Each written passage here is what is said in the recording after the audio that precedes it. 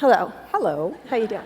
So I interviewed President Obama last week, and I'm very eager to interview another president. So. That's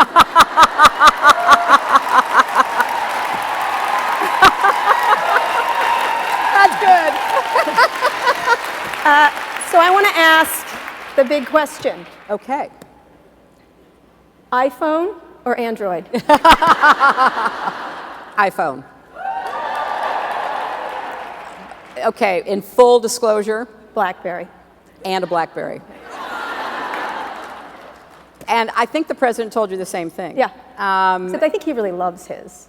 Well, you know, it is. There are reasons why when you start out in Washington on a BlackBerry, you stay on it in many instances. But it's also, I don't know, I don't throw anything away. I'm like 2 steps short of a hoarder. So I have an iPad, a mini iPad, an iPhone, and a BlackBerry. Yeah. You know, if you lived I go to Washington a lot lately. My kids are living there, and you'd think BlackBerry was the biggest company in the world from all the people there, because everybody uses it. But what about the president thing?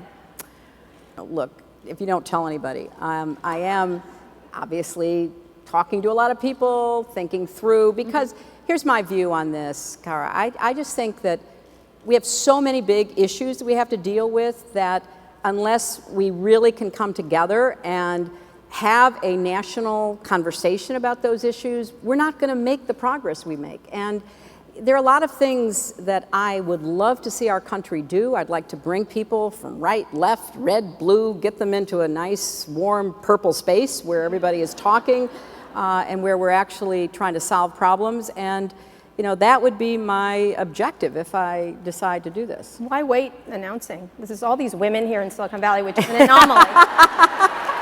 This is an anomaly, let me tell you. Yeah. Come on. Well, all in good time is sort of my response, because you know there's a lot to think about. I have to tell you, I don't know how many of you are list makers, you know, and so I have a very long list. I'm going down it. I'm very committed to go down it, but I haven't checked off the last couple of things here. So I guess if I ask you Queens or Brooklyn for the announcement, you're not going to tell me, right? Okay. If you were to run, what would be the central parts of a campaign for you? You're talking about there's a lot of things, the purple thing, I get that, but what would be the central thing that you'd want? Well, let me answer it this way by saying whoever runs, here's what I hope the central thing is, because we have to restore economic growth with rising wages for the vast majority of Americans, and we have to restore trust and cooperation within our political system so that we can act like the great country we are. And those two things, it seems to me, are actually related, because you know, there are some steps that business has to take. You know, we heard Renee talking about what Intel's going to do. I talked about, you know, Google, and we have to have businesses take a hard look, like how can they expand opportunity, be more inclusive. That's part of it. But we also have to figure out how we can have a foundation in our economy again that makes people feel that their hard work and effort will be rewarded, because productivity is actually up.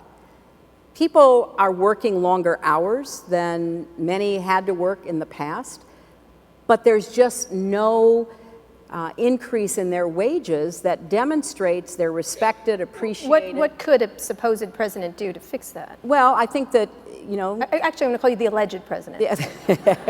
Well, I mean, this is where I'm supposed to say stay tuned, you know. But what I would say is, this is why we need to figure out how to go after this problem. And some of it is a bottom-up issue, like the minimum wage. Some of it is a fairness and equity issue, like equal pay for equal work, like paid leave so that people can actually stay in the workforce. Women are not because they want to, but because they have to, dropping out of the workforce in many instances, thereby, you know, diminishing their income. So there are certain steps that a government can and should take, and in the past, you've seen a government sort of shore that up.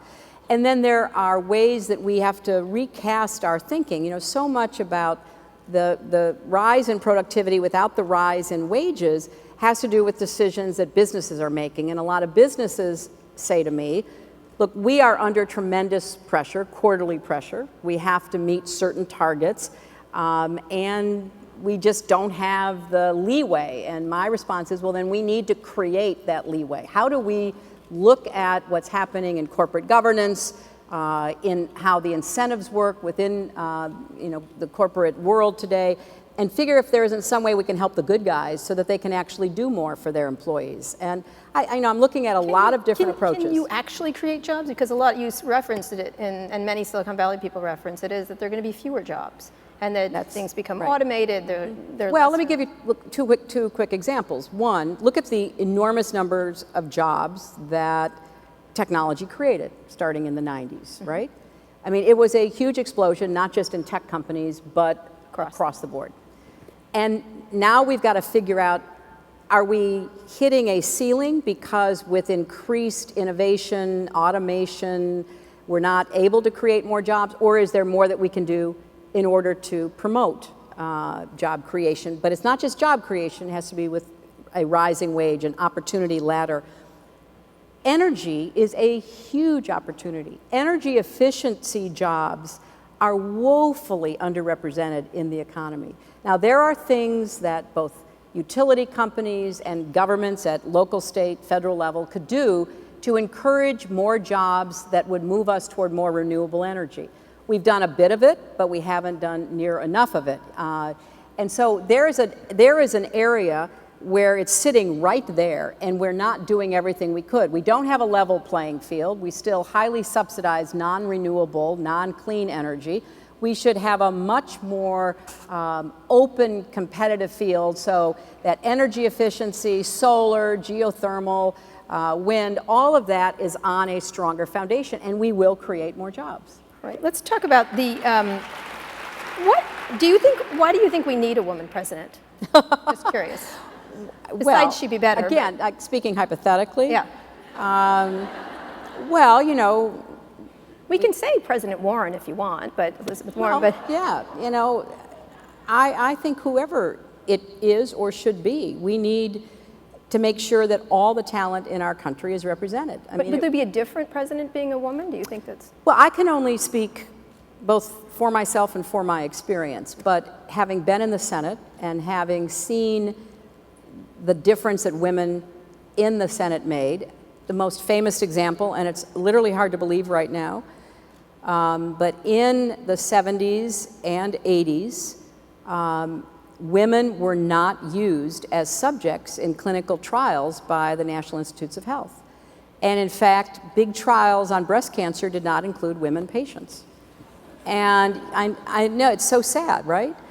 And so along came somebody like Barbara Mikulski and others who were determined to lead on, and they changed that. Now, that's a specific example, and there are many others, where the experience of being a woman, the ability to see what others might not see as either gender discrimination or marginalization, gives us a chance to speak up, to be heard, and to make changes. You know, when I was First Lady, I worked with a lot of the breast cancer advocates to continue on breast cancer because it was one of the most egregious examples. And we kept seeing how research for the causes, prevention of breast cancer kept being cut. And so I worked with a lot of these advocates, and we put a breast cancer research program into the Defense Department budget because it wouldn't be cut. Okay. Now, we had to keep saving it because people found it and tried to cut it, but that's the kind of difference that when you sit and talk, and this is bipartisan, you know, women on both sides of the aisle, they have these views, and we had some of the best times. We had dinners every month together. They were totally off the record. They were not political. We would say, well, what are you working on? How can we help? And so it was what you would hope your elected officials would do together. And I think there's a lot more of that. And, you know, women in public life do bring that perspective, which we need. Why do you think, let's get to Silicon Valley. You talked about Roseanne Arquette's statement at the Oscars, the wage inequalities. Those numbers you quoted for Google, it's every single company in Silicon Valley. It's essentially white dudes and a couple of ladies. Right. what do you think about that? This is supposed to be our most fast forward industry, the one where all the jobs are, but it's completely. Yeah. Well, I've thought a lot about it, and I think, there are, I'll overgeneralize, but three big reasons. One, this pipeline problem. When you had more women getting computer science degrees in the 80s by a factor of 2+ than you do now, that kind of lets people off the hook. Mm-hmm. Why aren't more girls and women going into this field? What was different about being a high school or college student in the 80s than it is today?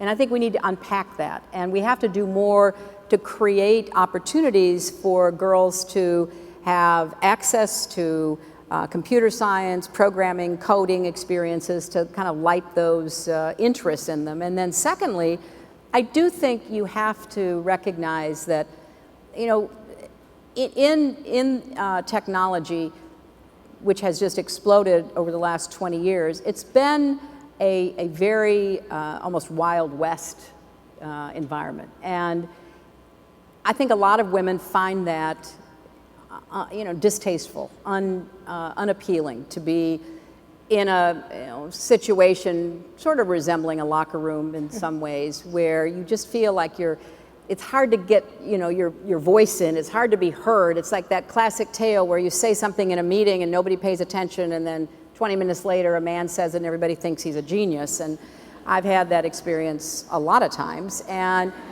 you just have to, you have to kind of gird up, and you therefore need support systems like the Watermark or like this conference, because it's not easy if you poke your head above the parapet if you're in technology, politics, and a lot of other areas. And the third thing is I think that, companies should be held to account. I mean, you need shareholders and executives and customers and others to say, hey, you can do better than 83% male. How do you do that? Right now, there's a trial going on. It opened today, a big Silicon Valley venture from Kleiner Perkins, lawsuit about gender discrimination. Very tough case, both sides not settling. Right. How do you stop the systematic and the environmental qualities that create that locker room? And how do you imagine that shifting? Because everyone says, oh, we shouldn't have it, and then there it is. Or the women are not on the boards, or women are not. Look, I think that it requires both men and women to speak up and speak out about this. And I think for men, it's always fascinating, when you talk to groups of men in tech or any other industry, it's almost inevitable in my experience that some of them will tell me how great their daughters are, mm-hmm. and how well their daughters are doing and what their daughters hope to become. And I always say, well, don't you want your daughter to be able to go as far as she can go in whatever field she chooses? Oh, of course. Well, you're a bank, you're a big corporation, you're this, you're that.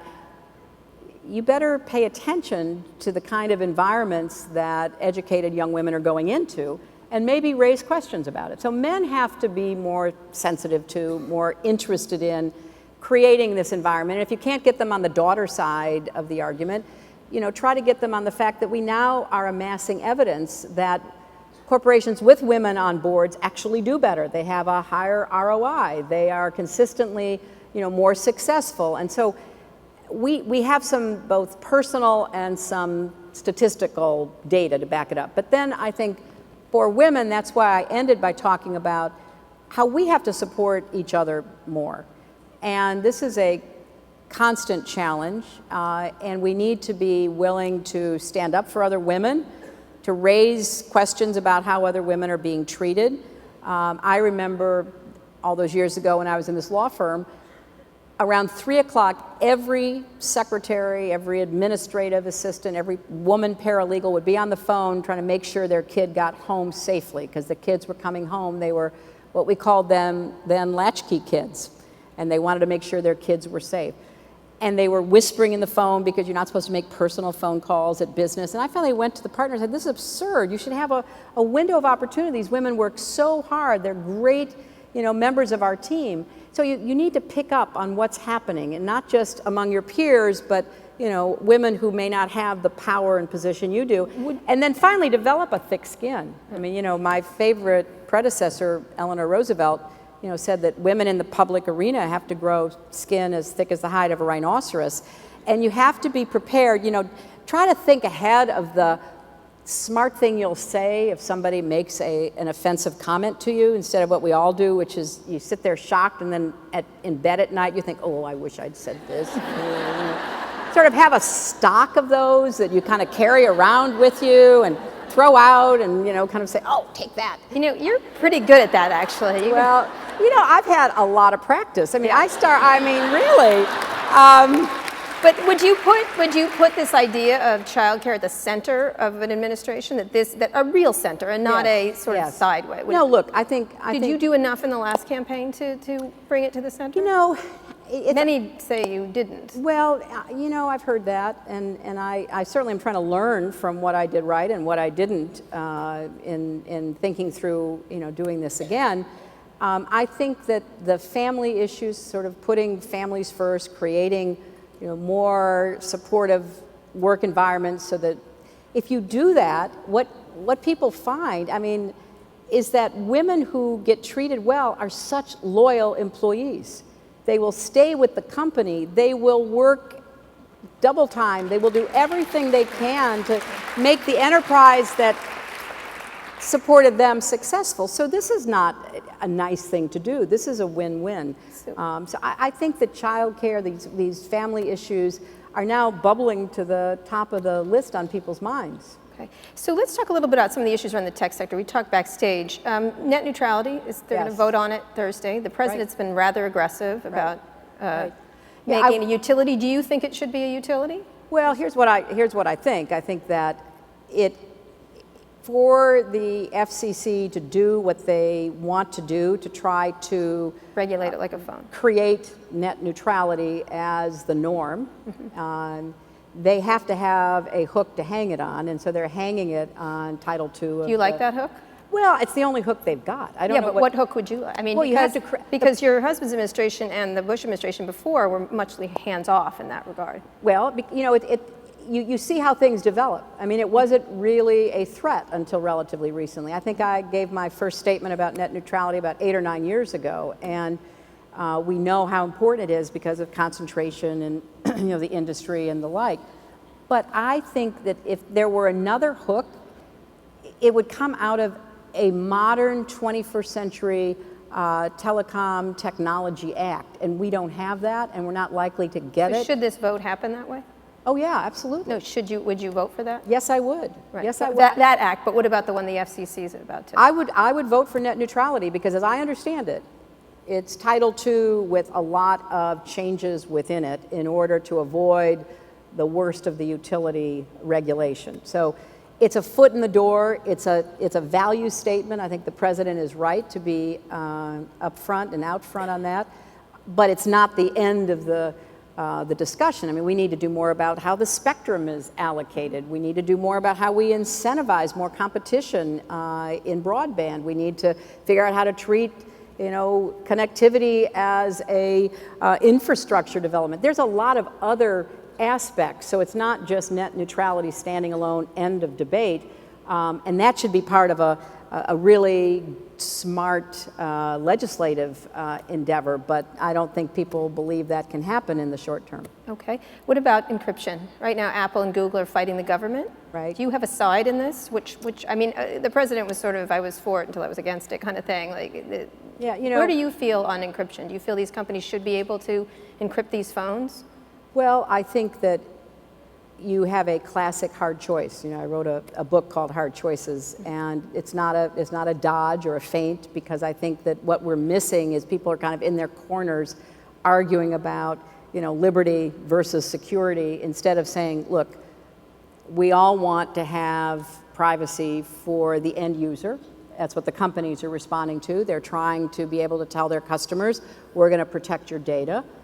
But we also don't want to find ourselves in a position where it's a legitimate security threat we're facing, and we can't figure out how to address it because we have no way in to whatever is holding the information.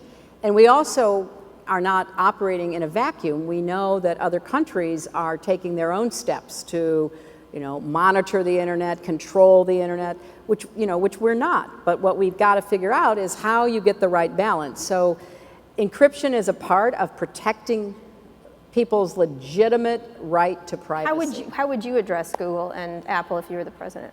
Well, I've talked to some of the leaders in technology, some of the executives of these companies, and I think that's the way to start, not a real conversation where we say, look, here's our problem. If you were sitting in my seat, if all of a sudden some president said, okay, Mr. or Miss X, we want you to be the head of the counterterrorism or the new cyber warfare, something that takes advantage of your expertise. So you're sitting in these meetings that the president and I and others have sat in, and we can see the sequencing where we know people are in contact and where we have both human intelligence and some technology enabled intelligence, and we know there's something going to happen, and we're trying to figure out how to get through the door that has been locked.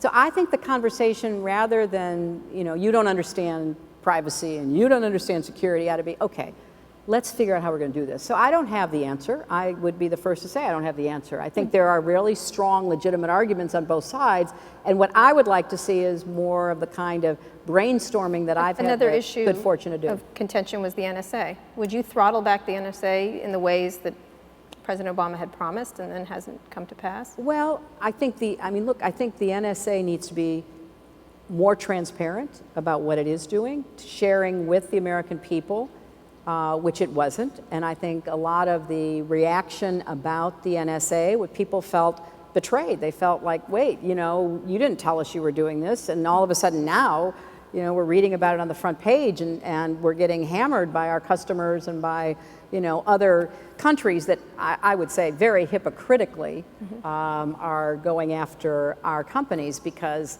I know for a fact that there's not a country out there that doesn't do anything they can do to get an advantage. And they do things we would never do, like industrial espionage, like stealing intellectual property. And so there's a lot that's going on in this space. And so when you say, well, would you thrive? I mean, the NSA has to act lawfully, and we as a country have to decide what the rules are. And then we have to make it absolutely clear we're going to hold them accountable. And what we had, because of post 9/11 legislation, was a lot more flexibility than I think people really understood and was not explained to them. And I voted against the FISA amendments in 2008 because I didn't think that they went far enough to kind of hold us accountable in the Congress for figuring out what was going on. So by flexibility you mean too much spying power, really? Well, yeah, but how much is too much and how much is not enough? I mean, that's the hard part. I mean, I think if Americans felt like, number one, you're not going after my personal information, the content of my personal information, but I do want you to get the bad guys, because I don't want them to use social media, use communications devices invented right here to plot against us. So let's draw the line. And I think it's hard if everybody's in their corner. So I resist saying, it has to be this or that. I want us to come to a better balance. Do you think Edward Snowden was a traitor in revealing that? I can never condone what he did.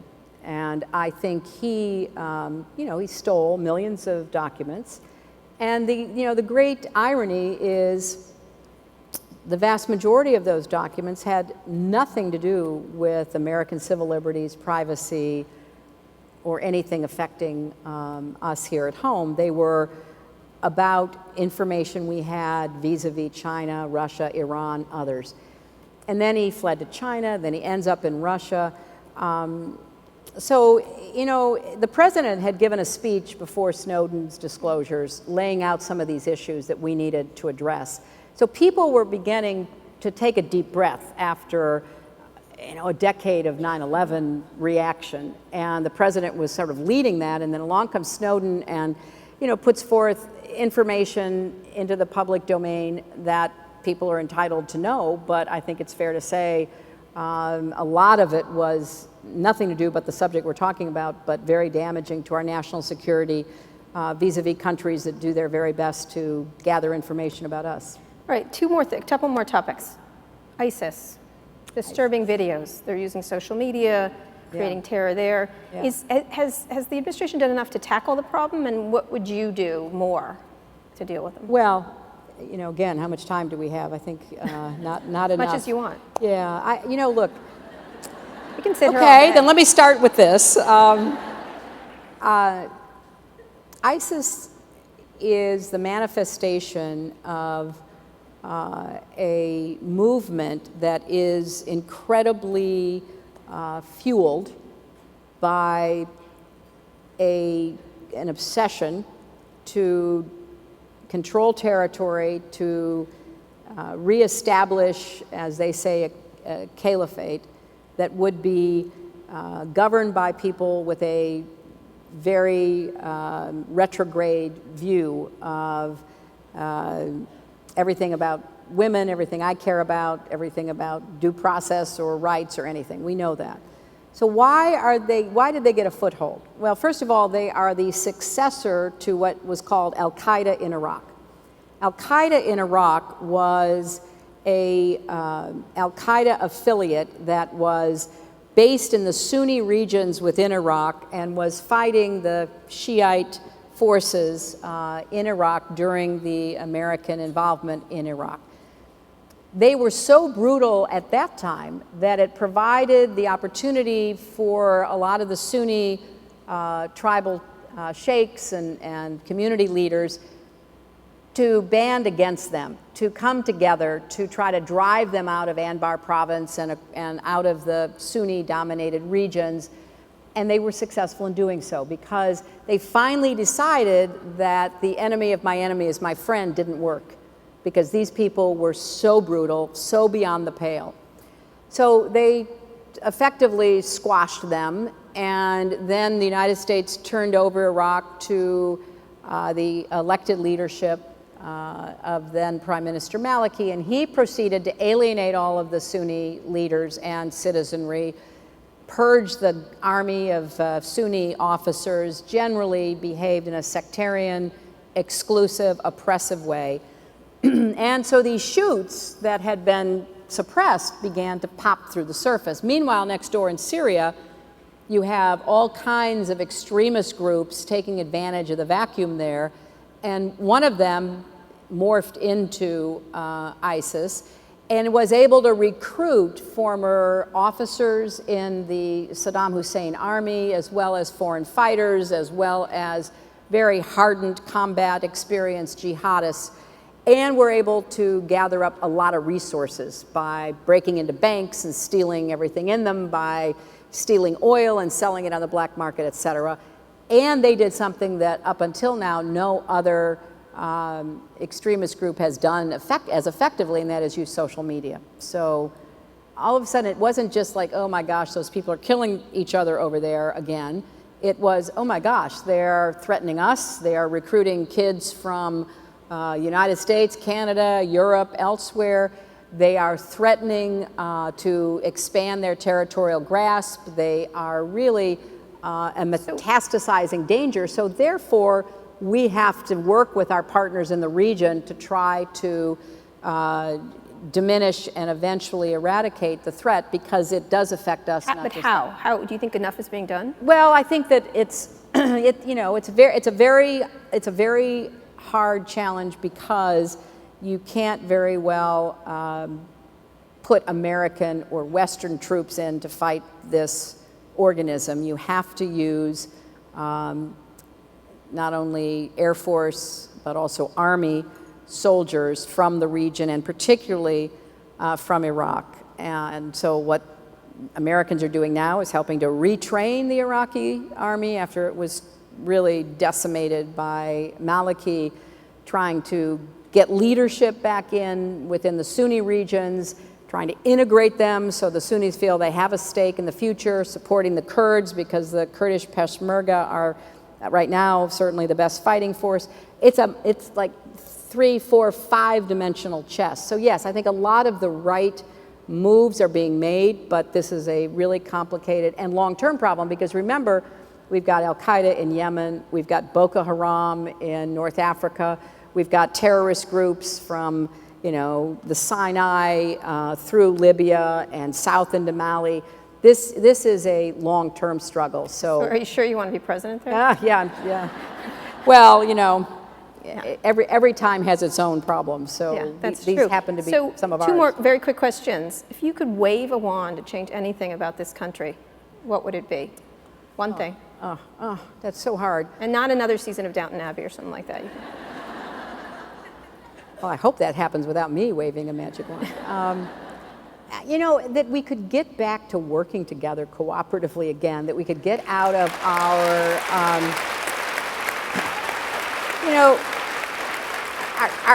our mindsets, our partisan bunkers. You know, we've come so far. We still have lots to do on ending, you know, sexism and racism and homophobia and all kinds of, you know, really bad issues that we've had to confront, and we have work still to do, but, you know, we're making a lot of progress. But nobody wants to associate with anybody who doesn't agree with them politically. I mean, you can't have a conversation. People won't listen to each other.